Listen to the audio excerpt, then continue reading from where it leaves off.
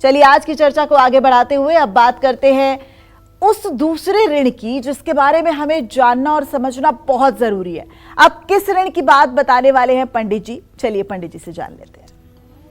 अब मैं ऐसे ऋण के बारे में बताना चाहता हूं जो ऋण कभी उऋण ही नहीं हो सकता, जो आकाश से भी बड़ा है। मनुस्मृति, गरुड़ पुराण, महाभारत जैसे ग्रंथों में मां को धरती पर ईश्वर का रूप बताया गया है। और बताया नहीं गया है, ये सच्चाई है। मां के ऋण को उतारना संभव नहीं है। और मां जो कुछ करती है उसे ऋण समझकर अपने संतान के लिए नहीं करती है, बल्कि वो अपना दायित्व समझ करके करती है। लेकिन आप कैसे जान सकते हैं कि आप पर मातृ ऋण है या नहीं? ये मैं आपको बताता हूं। अगर मां का तिरस्कार कर रहे हैं, मां को अपमानित कर रहे हैं, तो ये मातृ ऋण की कोटि में आता है। मातृपक्ष यानी मामा, नानी, मौसी की उपेक्षा, ये मातृ ऋण में आता है। आप पर मातृ ऋण होगा तो आप मानसिक रूप से अशांत रहेंगे। आपको डिप्रेशन हो सकता है, एंजाइटी हो सकती है, नींद ना आने की समस्या हो सकती है, मां से विवाद हो सकता है, बचपन में मां से अलग रहेंगे या मां का सम्मान कभी नहीं कर पाएंगे, ननिहाल से विवाद होगा, बातचीत बंद होगी, ननिहाल पक्ष से धोखा या नुकसान मिलने की संभावना रहेगी, मामा, मामी, मौसी, नानी से रिश्तों में कड़वाहट रहेगी, परिवार की स्त्रियों को कष्ट मिलेगा, मानसिक या शारीरिक स्वास्थ्य लगातार खराब रहेगा, पत्नी, बहन, बेटी, सास से लगातार कलेश रहेगा, उनसे हमेशा दूर रहेंगे, बार बार गर्भपात होगा, संतान का जन्म होते ही मृत्यु हो सकती है, कन्या संतान को जीवन में संघर्ष झेलना पड़ता है, हार्मोन्स असंतुलन, मासिक धर्म संबंधित रोग, अनिद्रा और त्वचा के रोग हो सकते हैं। इसलिए हर समय माता का सम्मान करना चाहिए। गोस्वामी तुलसीदास जी ने रामचरितमानस में बहुत स्पष्ट लिखा है, भगवान राम के शब्दों में, चारि पदार्थ करतलता के, प्रिय पितु मातु प्राण समझा के। धर्म, अर्थ, काम, मोक्ष, ये चार पुरुषार्थ हर उस व्यक्ति के हाथ में होते हैं जिसको अपने प्राणों के समान अपने माता पिता प्रिय होते हैं।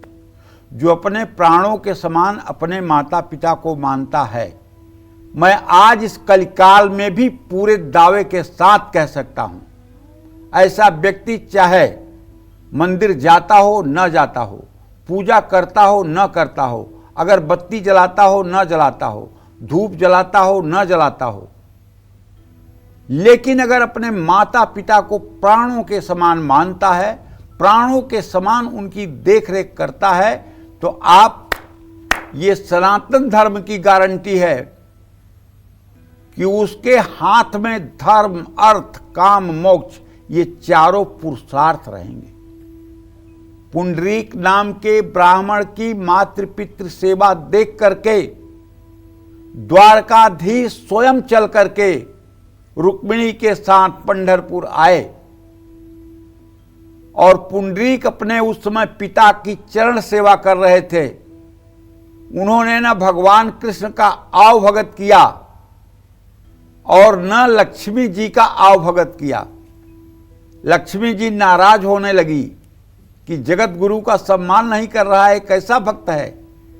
भगवान ने इशारों में ही लक्ष्मी को चुप करा दिया और बाद में भगवान ने इशारा करके पुंडरीक से कहा कि कुछ मेरे सम्मान में करो, नहीं तो देवी नाराज हो रही हैं। तो पुंडरीक ने अपने पास से एक ईंट फेंक करके कहा, लो इसी पे खड़े हो जाओ, और उसी पर भगवान श्री कृष्ण खड़े हो गए। साधु को और वेदपाठी ब्राह्मण को कभी बिना आसन के नहीं बैठाना चाहिए जमीन पे, नहीं तो जिस जमीन पे बैठकर उठेंगे वो जमीन फिर पाप उगलेगी, ये बात समझ लेना। इसलिए साधु को और वेद पाठी ब्राह्मण को कभी फर्श पर, जमीन पर नहीं बैठने देना चाहिए। इन्हें आसन अवश्य देना चाहिए और हो सके तो सबको जमीन पे नहीं बैठना चाहिए। गुदा मार्ग का संपर्क जब पृथ्वी से होता है, मल द्वार का संबंध जब पृथ्वी से होता है, तो मनुष्य के शरीर में रोगों की व्युत्पत्ति हो जाती है। इसलिए कहीं अगर ऐसी स्थिति हो जहां आसन न हो तो वहां वज्रासन में बैठना चाहिए। वज्रासन में बैठने के बाद मल द्वार पृथ्वी का स्पर्श नहीं करता है, तो उससे वो रोग जनित दोष नहीं लगता है।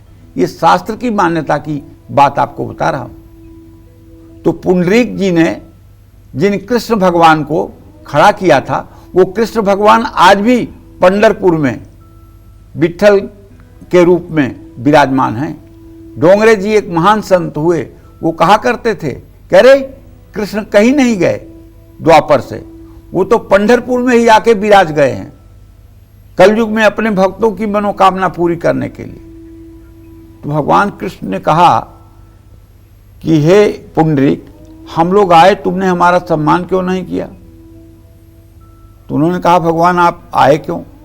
मैंने तो आपको बुलाया नहीं था। तो बोले, मैं तो इसलिए आया कि आप अपने माता पिता की इतनी भक्ति करते हैं, उससे मैं प्रभावित होकर आया।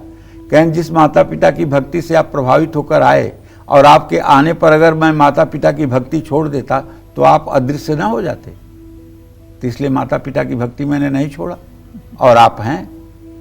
तो कहने का आशय ये है, ये कोई किंवदंती नहीं कह रहा हूं, ये सच्ची घटनाएं हैं। अगर आप भी अपने माता पिता की इस भाव से सेवा करेंगे तो आप गारंटी मान लीजिए कि आप पूजा पाठ जब तब भले कम करते हैं, लेकिन यदि माता पिता के प्रति आपका हृदय का पूर्ण समर्पण भाव है, आप चाहे दूर रहें चाहे नजदीक रहें, तो आप मानिए धर्म, अर्थ, काम, मोक्ष, ये चारों पुरुषार्थ आपके हाथ में रहेंगे। जय मां विंध्यवासिनी।